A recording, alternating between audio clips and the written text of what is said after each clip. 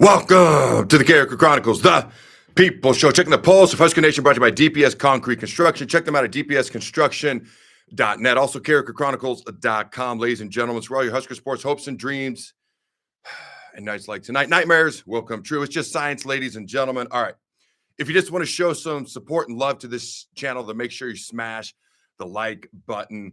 Also, if you haven't done so yet, make sure you subscribe and or ring that notification bell. If you want to hear truth and honesty about Nebraska football and Husker sports, make sure you subscribe to this channel and ring that notification bell as well. This is my gut reaction to Nebraska's 37-10 loss to Penn State. Now, I started a YouTube stream earlier, had to end it. There was like a little monkey in the corner. Something's not going right, so I ended it. I'm back. All right, ladies and gentlemen, Nebraska's 37-10 loss to Penn State. You knew coming in, it was all about stopping the run game. Like, that was going to be the key. Penn State has two record-setting running backs in their backfield. Katron Allen, the number one running back in the entire country when he was coming out of high school. Nick Singleton, I don't know, he owns a couple of Penn State records as well. All-time rushing touchdowns, all-time total touchdowns he's tied for. Okay, and then Katron Allen goes by Saquon Barkley and Evan Royster, my former Redskins teammate, to become Penn State's all-time leading rusher tonight. It was all about stopping the run. Penn State's offense was 112th in the country in passing. Their freshman backup quarterback had struggled, not mightily, but had 4 touchdowns and 4 interceptions, and they were the 112th passing offense in the country. It was all about running the ball. They ran the ball 50 times versus Michigan State. 50 times versus Michigan State. Would they throw a ball 13 times versus Michigan State? Would they throw it tonight 12? I can actually look real quick and see here tonight. They threw it 12 times. By the way, they completed it 11 of 12 times. I'm not a math major, but that's well above 90%. I like 95% completion percentage. You knew you had when you can run the ball at will and then throw the ball whenever you feel like it, it's going to be easy to have guys open because they got to load the box. They got to put more guys in the box. They got to try to stop the run. So when you do pass the ball, you catch them off balance. This was a matchup where you knew what they were going to do. You knew they were going to run the football. We knew we had to stop the football, stop them, or at least contain them was the words that I used in my prediction. So I said contain them when they're running the football. Penn State averaged 6 yards per carry. At halftime, they were averaging 7 yards per carry. One of the things I said is I knew they were going to run the ball a ton. We all knew they were going to run the ball a ton. So if they ran the ball for 160 yards, by the way, they ran it for 231 yards tonight. They ran it 39 times, so basically 40 times. I was like, if they run the ball 40, 50, like if they run the ball 50 times like they did versus Michigan State, having 160 rushing yards, that's less than 4 yards a carry. That's not that bad. I said it's going to be the yards per carry that mattered. The yards per carry that mattered. Penn State had well over 100 total yards of offense in the first quarter on 3 plays. It was the yards per play, the yards per carry. They averaged 15 yards per pass. They averaged almost 6 yards per rush. Again, I'm not a math major. What is that, 9, 10 yards per play throughout the course of the game? I'll have to go back and look at it later. It was the big plays that we couldn't give up, and it was the big plays that we kept giving up, and that was the problem defensively. Offensively, you knew it'd be more of a challenge for TJ Lateef. This is a true freshman quarterback making UCLA was a road start, and he played great, and that's a great first win. But that was really Lincoln West. That was really Lincoln West is what Pasadena turned into that night. Shout out to Husker fans. But you knew this was going to be a little bit more of a true road test. And you knew it was going to be a much better defense, even though Penn State, coming into tonight, had beaten 0 FBS teams with a winning record. Now they have. Okay, you knew that their defense was still top 25, top 15, depending on which specific category you looked at. You knew they had the athletes. You knew it was senior night. You knew they'd be emotional. Would they sustain it the whole game? I didn't know. We tend to start hot. Would we sustain it the whole game for the first time all year? I didn't know. I don't know that we started hot. We started going right down the field, and we got stopped on a 4th and goal at the 3-yard line. Now, you can debate. Should we have gone for it? Should we have not have gone for it? Should we have taken the points? When we went for it versus Michigan on the first drive, way back, what was that, September, early October, I was like, no. We got to take the points. We got to get momentum. All right, there was another point later on in the season. I forget which game it was. We kicked a field goal. All right, instead of going for it. But then, of course, we missed the field goal. Was that USC? I don't recall. Okay, and folks were like, we should have gone for it. It was USC. It was USC. In the second half, we kicked a longer field goal, missed it instead of going for it, trying to put the game away. We were up 14-6. And people are like, oh, we should have gone for it. Tonight, you go for it. I was fine with going for it. I was fine with kicking a field goal. Kicking a field goal gets you right down the field, on the road, momentum, points on the board. I was also fine with going for it because if you don't get it, they get the ball like they're what? Their 3-yard line, their 2-yard line? Surely your defense wouldn't give up a 98-yard touchdown drive to start the game. So you pin them deep. Maybe you force a punt. You get the ball back near midfield. You're playing the field position game. I wasn't crazy about the call. And you can always question a call after a play call if it doesn't work. And I'm sitting there with someone, they're like, oh, I didn't like the play call. Well, if it worked, you would have loved it. It didn't work. She didn't love it. But what they did, they tried to do a power play with some pullers, and it didn't work. Our short yardage, goal line, red zone woes have come down to the fact that when we needed tough yards, when it came down to being physical, when you know you're going to run it, they know you're going to run it, 9-on-7 drill in practice, who's going to knock the other person back? We've not gotten the job done this year. Now, you could say Emmett Johnson's not a big power back. Nobody runs harder than that guy. He's 200 pounds. He's not 240. He's not 230. He's not 220. He's 200. He runs like he's 225. We are not able to get the knock him back up front when we need it the most. We're not able to prevent the knock him back up front on defense when we need it the most. I'm not fired up at all. All right. Let me get to your questions, comments, thoughts, concerns, and otherwise we will breeze through this game quickly. I got a million notes as always, but we're going to go a little bit quickly for obvious reasons. All right, what do you find folks have to say? A couple questions I have for you. I'll have questions at the end like always, but a couple questions right out the gate.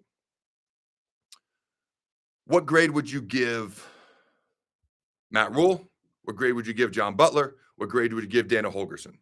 The head coach too, and Mike Eckler, special teams as well. Eckler's a stud. He's been a difference maker. We have amongst the best special teams in the entire country. They did convert a fake punt on us. It was 30-10. Maybe you just don't expect it to happen at that point. But the head coach, the 3 coordinators, what grade would you give Matt Rhule?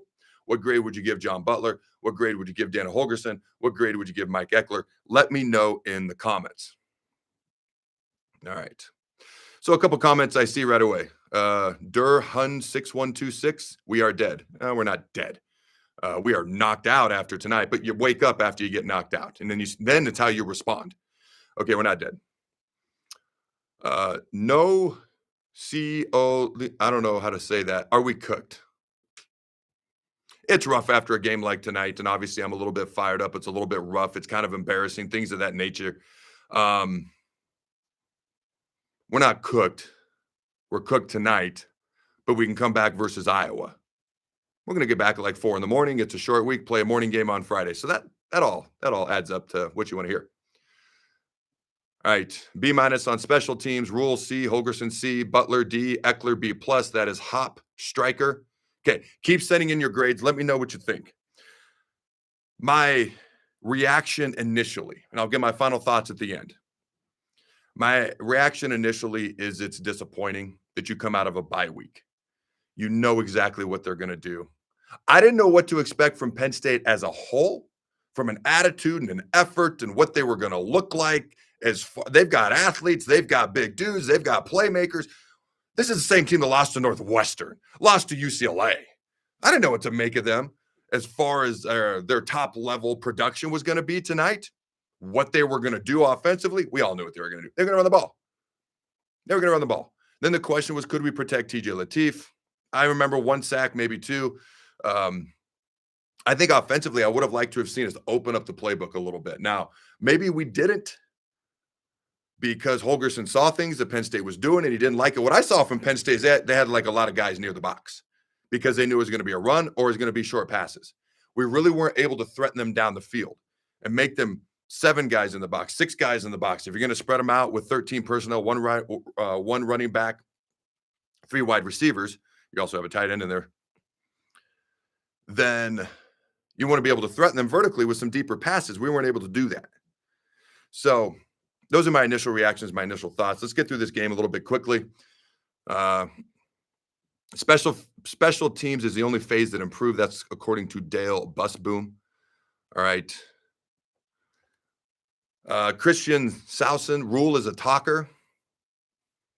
I mean, he is a talker. You know, we're a younger team. We did not play a tough schedule so far this year, not even close. I'm going to talk about that on my Sunday night show. It's actually less strong than I thought it was. Some people sent me some stats. They've been verified. And I'm like, holy cow. The win-loss record versus the teams we played this year, like their win-loss records, it's not good. We did not play a tough schedule so far this year. Penn State is a top 5 roster. They're a sub 500 team. Again, you look at the way they played Indiana, they have the capability of being one of the Final Four teams in the playoff this year. They're not going to the playoff. They may not even go to a bowl game. They may not win their last game. I don't know. But they're also a sub 500 team. We saw tonight, like Penn State looked like the 10-0 college football playoff team we thought they might be when we played them. That's how they looked tonight. Now, was that them? Was that us? Was it a combination of the two? Probably both. We were underprepared. We were pushed around. We were out-physicaled. We were beat in the trenches. Is it the end of the world? No, it's not. And obviously, I'm fired up. Like, I'm a defensive line guy. I'm a trenches guy. When we get beat in the trenches, it bothers me more. It bothers me more. We're going to play Iowa, as we know, on Friday. I watch a team like Iowa that never has as much talent as us. But it's the trenches. It's the physicality. It's the we're not going to beat ourselves. Now, we don't have a ton of penalties this year. We don't have a ton of turnovers this year. We're much better in that area. We're much better in special teams. But the trenches have regressed. Now, we're very young up front on the defensive line. We're a little light in the britches, as we all know. I am curious to see what they can look like next year. What does it look like next year? Another offseason in the weight room, another full year of experience. Maybe we have more than 2 guys that are listed at 300 pounds on that defensive line. We have two, and only 1 senior. Everybody else is young. A lot of underclassmen, not just juniors and under, but underclassmen. What do they look like next year? But as far as this year, we've had a hard time stopping the run all year. Okay, let's see. Let's go here. Harburg was in for a couple of plays in the first half. I just thought that was interesting. All right, Penn State was able to get outside of us a lot. It was interesting because they overloaded one side of the formation one time and then ran backside. I thought that was quite interesting by Andy Kotelnicki, the Penn State offensive coordinator, the former Kansas offensive coordinator. But there wasn't a lot of fanciness to what they did. It was a lot of straight smash mouth football. They put Nick Singleton, they put Katron Allen, they give it to one of them. The other guy might lead block around the. We had a hard time keeping contained. Our edge guys, if you're an edge guy, so if the ball's coming at me and I'm the right defensive end or I'm the right outside backer in a 3-4 or a 3-3-5 or whatever you're running, I got to keep my outside arm free. So you're trying to hook me inside so you can get outside. By the way, that's what happened on a lot of the runs tonight. I got to keep my outside arm free and I got to work to stay outside. What would happen is we'd get locked here and then we get turned in and then they go right outside. And then they had a lead blocker from the backfield leading. And that led to a couple of big runs, a 52-yard run, a 50-yard run on a screen, which was basically an extended run play, even though it's technically a forward pass. But you got to, bam, you got to hit them. You got to have some knock them back. And you got to keep that outside arm free. And you got to drive your feet to knock them back. Or at least, even if you get knocked back, you got to at least be on the outside. If I get driven out of the screen, my body has to be on the outside. That's not good either. But we were getting knocked back and then pinned inside. All right. Let me give a shout out to our sponsors, DPS Concrete Construction. You can check them out at dpsconstruction.net. They will never let you down. They will never fail you. They do a phenomenal job when it comes to concrete work, retaining wall work. If this is the type of work you need done, go to check them out at dpsconstruction.net. If this is the type of work you do, Jason Armstrong is the type of guy that you want to work for. He is the boss, owner, operator of DPS Construction. Again, check them out at dpsconstruction.net. Also, Husker Auto Group.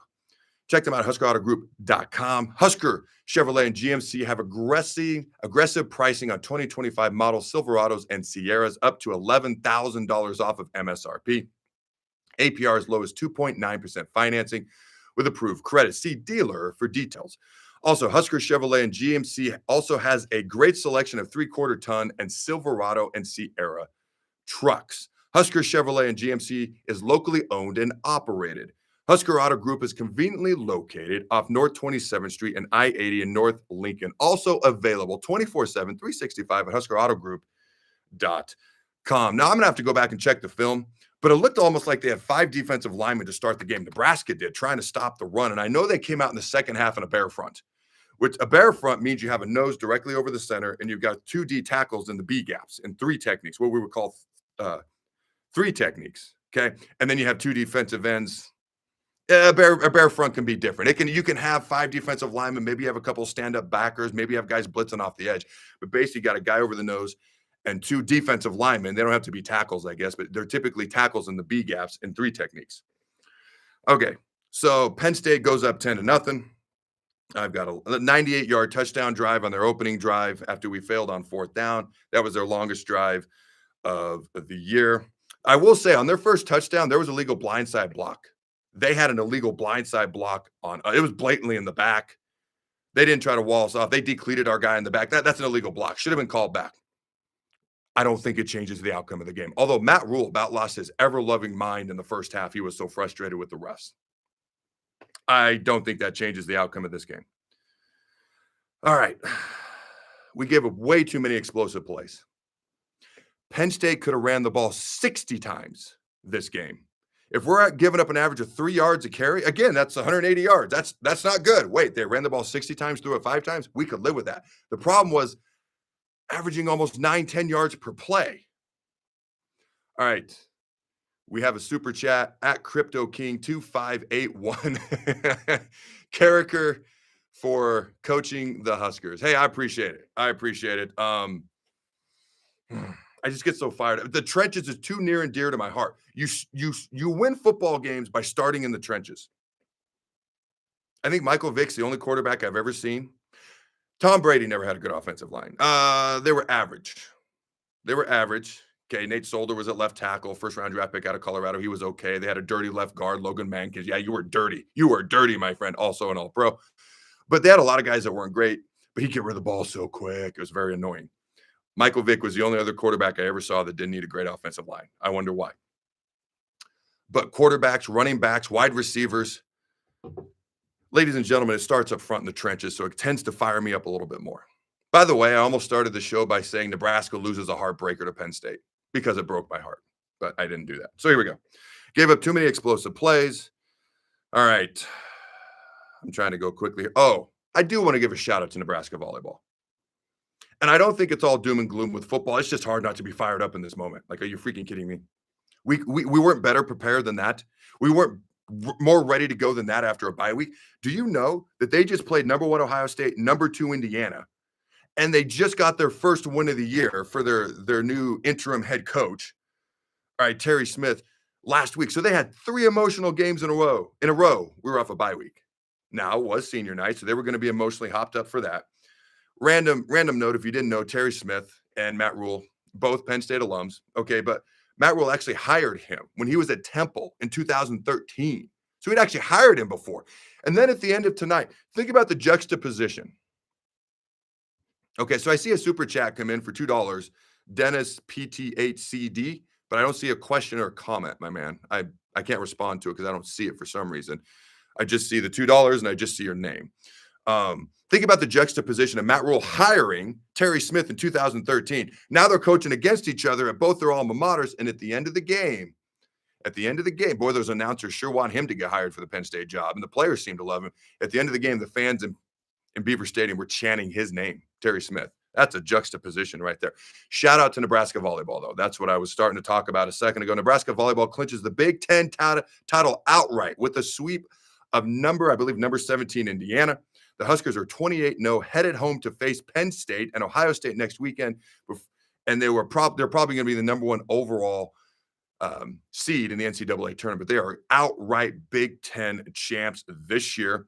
All right, the Huskers hit 340 while shutting down the Hoosiers, who hit 147. All right. Congratulations, Nebraska volleyball. A couple other super chats. All right, DIENSTBIER. Okay. It looks like you typed a bunch of letters, but I'm sure it makes sense. Do you think Butler is our answer at DC? That is an answer that's evolving. Butler's resume is phenomenal. Butler's been at DC 1 year. I believe it was actually 2013 at Penn State. I could be wrong on the exact year. It might have been 2012. But if you listen to him in press conferences, he's even admitted that there's been games throughout the year where he's like, I came in with an aggressive game plan. Then I was a little bit more, I think it was Minnesota actually, was the one that sticks out to me. A little bit more conservative as the game went along. Man, if you've been here and you've done it before and you're confident in what you're doing, you stick with what you're doing, you make adjustments. But I think there's a learning curve for coaches as a whole. Like, players got to get better, right? Coaches don't walk in the door 100% of what they're going to be. They're learning and evolving over time. I think as insane as that is for John Butler, who's been coaching at such a high level for so long. There's a learning curve as a defensive coordinator for him. Just like there's still a learning curve for Matt Rhule. Just like there was a learning curve for Tom Osborne. So we're getting a couple of super chats here. I do want to shout them out. Crypto King, 2581. Shout out Husker basketball. Yes, they won the tournament championship, beat Kansas State in a highly entertaining game, 86-85. They are 6-0 on the season. Nebraska women's basketball, undefeated, 5-0 on the season. Nebraska volleyball, obviously just talked about them. The rifle team, #1 in the nation. Don't make those ladies mad, by the way. Okay, so shout out to all those teams. Let's see. Chris Owen, 4998, another super chat, says beat Iowa. For the love of all that's holy, as bad as tonight was, if we beat Iowa, I'm not going to say all will be forgiven. Because I think back to the Minnesota game, and we've had some games that went well since then, and people, that game just sticks in our craw. This game's going to stick in our craw, but man, it won't feel near as bad if we beat Iowa, and we're 8-4 for the first time in 10 years. 8 wins for the first time in 10 years, a possible 9th win in a bowl game, hopefully in Florida. Although my wife said, I don't know about the Florida bowl game after today. We'll see. Just yes. Well, if we beat Iowa, it'll feel a lot different. Not even 7 days from now. Not even a full 6. I'm talking like 5.5 days from now. It's a morning game on Friday, on a Black Friday. Okay, I've got all this stuff written down here. Again, I'm going to go quickly. Penn State's up 10-0. Okay, Nebraska comes back to kick a field goal.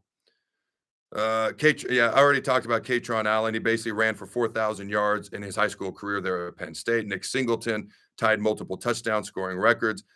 The bottom line here, I'm trying to see if there's anything here that sticks out. There's a lot of interesting stuff that I thought was interesting anyways. You know, you look at the final stats. I was actually surprised. Total yards, they had 412. We had 318.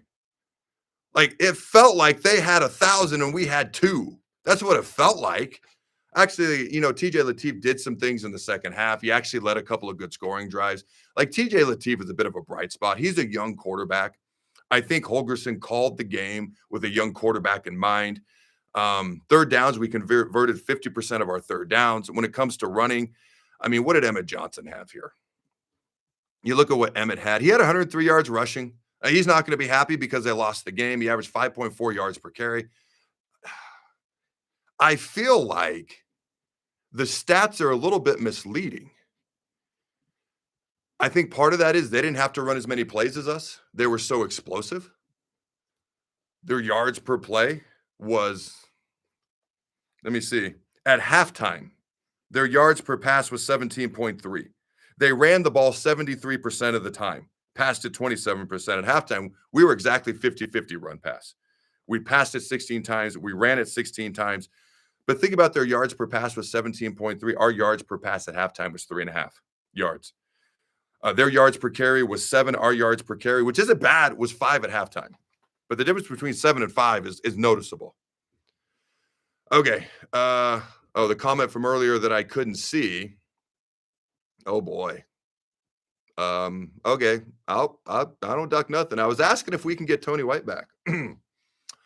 Oh boy. Well, that's a whole topic of another day, because Tony's probably going to be available, as is that whole entire Florida State coaching staff.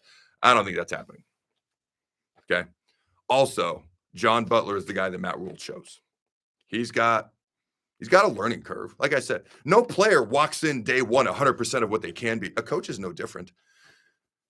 It was 23 years. Is that math right? 22 or 23 years before Tom Osborne won a national championship. In 1978, they tried to fire him. In 1990, after the Georgia Tech loss in the Citrus Bowl, which was rather rough, he gathered all his coaches together. I've shared this before because he told me, and he said, hey, guys, start looking for jobs. They're going to fire us. They tried to fire him multiple times. It was a learning curve. Completely changed his defense to the 4-3, took safeties, put them at backers to end to get more speed on the field. Did you know at one point they didn't even give scholarships to DBs? They actually used to throw the ball a decent amount when he first took over, and then what they became in the 90s, where we ran the ball like 100 times out of 50. It's terrible math. But there was a learning curve for the great Tom Osborne. There's a learning curve going on. We got to see the end result with Osborne. With Rhule and Butler, we don't know the end result, because everybody has a learning curve. Some people figure it out, some people don't. That's where it's like, I don't know. I think Rhule's a good football coach. What's the ceiling with him? I don't know. I think Butler has a lot of defensive knowledge. What's the ceiling with him? I don't know. It's hard to not be a prisoner in the moment after a game like this and try to keep the big picture in mind. I want to give a shout out to one more of our sponsors, 6-6 Auto Service in Lincoln. Ladies and gentlemen, they do a phenomenal job. Nobody is better, especially in the city of Lincoln, when it comes to taking care of your cars and auto repair. All right. Check them out at 626autoservice.com, 2405 P Street in Lincoln, locally owned and operated for, check this, 2 decades, 20 years. As for Dean Phelps, he's the owner, and or Eric. Those are 2 guys I deal with the most. When you go in, all right, let them know that Adam sent you. They do great work at a very, very, very reasonable price. All right, we now have kids, if you didn't know, that are driving. So it's where I take my cars, my wife takes her cars, my kids. Well, we take our kids' cars because they ain't paying for it. It's where my family takes our vehicles to get things taken care of. Everything from oil changes to engine replacements. They offer shuttle rides, loaner vehicles, and financing as well if needed. Again, that's 6-6 Auto Service in Lincoln. Check them out at 626autoservice.com. Okay, I'm just going to kind of zoom ahead here. The final score, 37-10. I do think Lateef showed some things in the second half. I wish he'd run more. Like, he brings that extra dynamic to the table. I wish he'd run more. Now, maybe they're concerned if he gets knocked out. Well, you got Jalen Gromstad, who was going to be the backup before Lateef won the job outright in the offseason. But what do you got to lose? I wish he'd run more. That's just me. More read option, more RPOs, even boots and waggles where you can hit the flat, you can hit the deep, you can hit the crosser over the middle, or his fourth option is he can take off and run. Here's a couple of thoughts. This is via @HuskGuys on Twitter. Penn State, a team that lost 6 straight games and doesn't have a coach. We've faced 2 straight interim coaches, by the way, UCLA and Penn State. Is inserting their will and absolutely abusing Nebraska. This is painful to watch. That was @HuskGuys on Twitter.